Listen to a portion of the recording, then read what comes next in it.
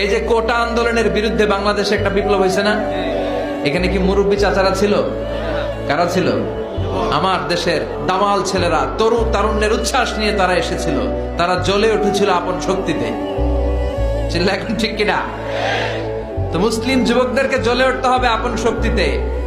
এজন্য যুবকরা চাইলে অনেক কিছু করতে পারে। তোমাদের উপর নির্ভর করছে আগামীর ভবিষ্যৎ। যুবকরা যদি ইসলামের পথে আসে, ভালো থাকবে বাংলাদেশ। যুবকরা যদি কোরআন মানে, নিরাপদে থাকবে আমার লাল সবুজের পতাকা। अगर तुम शरीयत इस्लाम को नहीं मानते, आईन पाकिस्तान को नहीं मानते, तो हम भी तुम्हें पाकिस्तानी नहीं मानते। যুবকরা যদি ইসলামকে মেনে চলে, তাহলে আগামীর ভবিষ্যৎ ইসলামের ভবিষ্যৎ। জোরে কোন ঠিক কিনা? ভজনের বাজনা বাজা কে মালিক কে সে রাজা, ভজনের বাজনা বাজা কে মালিক কে সে রাজা, কে দেয় সাজা মুক্ত সাজা।